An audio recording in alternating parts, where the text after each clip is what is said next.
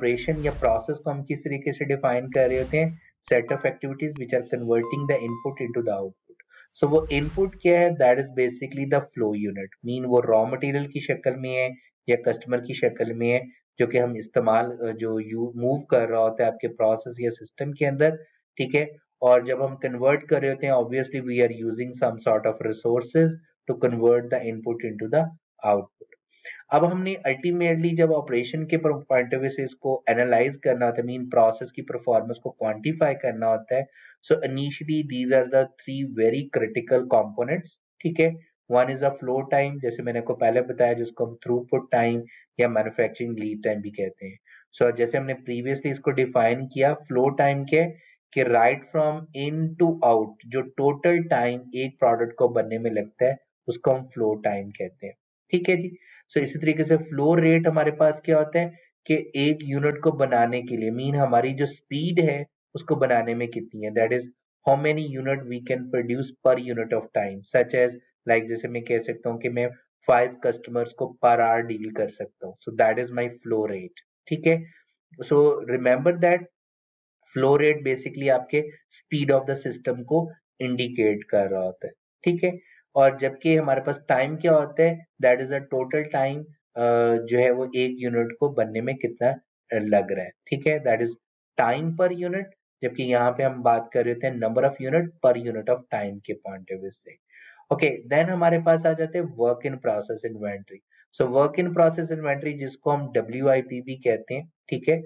So work in process inventory से क्या मुराद है कि you can define this way कि आपने कुछ एक्टिविटीज उसके ऊपर जो है वो फ्लो यूनिट के ऊपर परफॉर्म कर ली हुई हैं, कुछ अभी एक्टिविटीज रहती हैं, सो वो as a work in process inventory के तौर पर हम उसको डिफाइन कर सकते हैं। Such as you can take the example of again from the hospital point of view से कि एक पेशेंट आया है, ठीक है, उसने इनिशियल एंट्री से जो है वो चिट्स ले ली हुई हैं, ठीक है। अब वो वेट कर रहा है किसके लिए, डॉक्टर के लिए, for the checkup point of view. So that is called as a work in process inventory. और जो आर्टिकल मैंने आप लोगों को असाइन किया था, that is with respect to the Little's law के पॉइंट ऑफ व्यू से। और लिटल्स लॉ बेसिकली इन्हीं 3 कंपोनेंट का जो है वो जिक्र कर रहा होता है। और लिटल लॉ क्या है, दैट इज बेसिकली जो हम बात कर रहे थे, विच इज लिटल्स लॉ के पॉइंट ऑफ व्यू से the inventory is equal to flow rate multiply by the flow time, ठीक है। So this is the Little's law and this is very powerful law, ठीक है, जिससे हम अपने process की परफॉर्मेंस को क्वांटिफाई कर सकते हैं।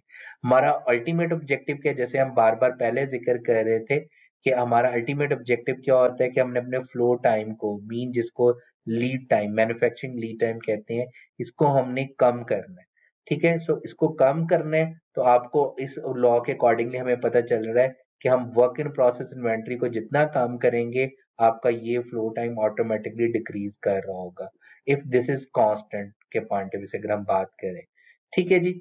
सो इनका आपस में हमेशा हमें बैलेंस रखने की कोशिश करनी होती है कि जितनी वर्क इन प्रोसेस इन्वेंट्री कम होगी, सो ऑटोमेटिकली आपका फ्लो टाइम जो है वो कम हो रहा होगा। सो अब इसको एग्जांपल हम इस तरीके से भी ले लेते हैं लिटल्स लॉ के पॉइंट ऑफ व्यू से। लेट्स से जैसे MSTKM प्रोग्राम है, इसका फ्लो यूनिट क्या है, that is the MSTKM students जो है that would become the flow unit. और फ्लो यूनिट को हमने कैसे डिफाइन किया कि ये वो ऑब्जेक्ट है या ये वो कंपोनेंट है जो कि आपके सिस्टम के अंदर मूव कर रहा होता है। आप अपने प्रोसेस या अपने सिस्टम को इनके लिए डिजाइन कर रहे होते हो, जो कि जिसने उस सिस्टम के अंदर मूव करना होता है, ठीक है जी। अब हमारे पास के फ्लो रेट क्या हो जाएगा, that is how many students we are taking input के तौर पर हम ले रहे हैं, ठीक है। और यू कैन से दैट ऐसे भी इसको किया जा सकता है फ्लो रेट के कि number of students per year जो ग्रेजुएट बेसिकली हो रहे हैं, that would become the better definition of the flow rate. Number of units per year जो ग्रेजुएट हो रहे हैं, that is the flow rate की सेंस में आ जाएगा। फ्लो टाइम क्या आ जाएगा, that is a total time, mean in से आउट होने के लिए एक स्टूडेंट को कितने टाइम चाहिए, दैट इज अ 2 years, ठीक है। So we can use the Little's law. So we have the flow rate, we have the flow time, so that mean 2 multiplied by 50 we got 100, that is a inventory. So that mean किसी भी वक्त IQTM के अंदर MSTQM के जो है वो 100 students मौजूद होंगे। So that mean in order to manage these 100 students we should have enough resources और इनफ कैपिटल हमारे पास अवेलेबल होना चाहिए ताकि हम इसको प्रॉपर तरीके से मैनेज कर सकें। सो लेट्स से कि हमारी कैपेसिटी है कि हम 100 स्टूडेंट्स को जो है वो डील कर सकते हैं। सो जैसे ही अगर हमारे पास जो है वो फ्लो जो इनपुट के तौर पर हम 50 की बजाय हम 70 स्टूडेंट्स ले लेते हैं या 80 स्टूडेंट्स ले लेते हैं, जबकि रिसोर्सेज हमारे पास 100 के हैं, सो दैट मीन ये सिस्टम जो है वो फेल हो जाएगा। सो रिमेंबर दैट कि आपने इन इन्वेंट्री जो वर्क इन प्रोसेस इन्वेंट्री है उसी के अकॉर्डिंगली आपने अपने रिसोर्सेज को मैनेज करना होता है। Similarly you can take the example from the manufacturing industry के पॉइंट ऑफ व्यू से कि सपोज अगर कंप्यूटर मैन्युफैक्चरिंग कंपनी है, सो अगर उनका फ्लो रेट जो है वो 5000 यूनिट्स पर डे वो बनाते हैं और एक यूनिट को बनाने में 10 डे है, तो किसी भी वक्त जो सिस्टम के अंदर इन्वेंट्री पड़ी होगी वो 50,000 जो है वो कंप्यूटर्स की पड़ी होगी। So the ultimate thing is कि जितनी आपकी वर्क इन प्रोसेस इन्वेंट्री कम होगी, आपका फ्लो टाइम जो है वो डिक्रीज होना स्टार्ट हो जाएगा अगर आपका ये जो है वो कांस्टेंट है। राइट जी।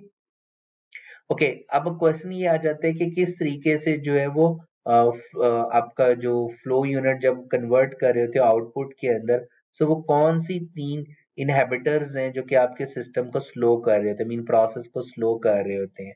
ओके, वो है that is waste. Waste mean non value added activities, कि वो तमाम की तमाम एक्टिविटीज जिनके against customer is not ready to pay, but हम वो एक्टिविटीज परफॉर्म कर रहे हैं जिसकी वजह से आपका प्रोसेस जो है वो स्लो हो रहा है। ठीक है, सच एज रीवर्क है, स्क्रैप है, हम जो है वो गैर जरूरी इंस्पेक्शंस कर रही हैं, ठीक है, या हम अपनी जो है वो रिसोर्सेज को जाया कर रही हैं, तो वो तमाम की तमाम वेस्टेजेस की शक्ल में हो जाएगी, जिससे आपके फ्लो के अंदर जो है वो आप कह लेंगे प्रॉब्लम्स अकर हो रही होंगी, उसको वो स्लो कर रहा होगा। इसी तरीके से वेरिएबिलिटी मीन आपने डिमांड जो सप्लाई को जो प्रेडिक्ट और अनप्रेडिक्टेबल डिमांड और सप्लाईज हैं उनके अंदर बहुत ज्यादा चेंजेस आनी शुरू हो जाए। कभी हमें कहा जाता है कि एक दिन में हमने 800 यूनिट बनाने हैं और कभी कहा जाता है 2000 यूनिट्स बनाने हैं। ठीक है, सो ये जो वेरिएबिलिटी है वो भी आपके फ्लो के अंदर प्रॉब्लम क्रिएट कर रही होती है। सिमिलरली इनफ्लेक्सिबिलिटी, जैसे हमने प्रीवियसली देखा कि flexibility is one of the component in the जब हम ऑपरेशन की परफॉर्मेंस के पॉइंट ऑफ व्यू से एनालाइज कर रहे थे कि क्या वो फ्लेक्सिबल है या नहीं है। सो अगर आपका प्रोसेस इनफ्लेक्सिबल है, इनफ्लेक्सिबल से क्या मुराद है कि वो जो डिमांड और सप्लाई के अंदर जो क्विक चेंजेस हैं उनको हम प्रॉपर तरीके से कैटर नहीं कर पा रहे, उसको हम डील नहीं कर पा रहे। ठीक है, सो दैट मीन कि अगर हमने अपने ऑपरेशन या प्रोसेस की परफॉर्मेंस को इम्प्रूव करना है, so we have to focus on these 3 components कि हम वेस्टेजेस को रिड्यूस करें, mean non value added activities को कम से कम करने की कोशिश करें। How we can deal with the variability, ठीक है, सो वेरिएबिलिटी को हम कम से कम करने की कोशिश करें। ठीक है, इसी तरीके से हम अपने प्रोसेस को किस तरीके से बेटर फ्लेक्सिबल क्रिएट कर सकते हैं।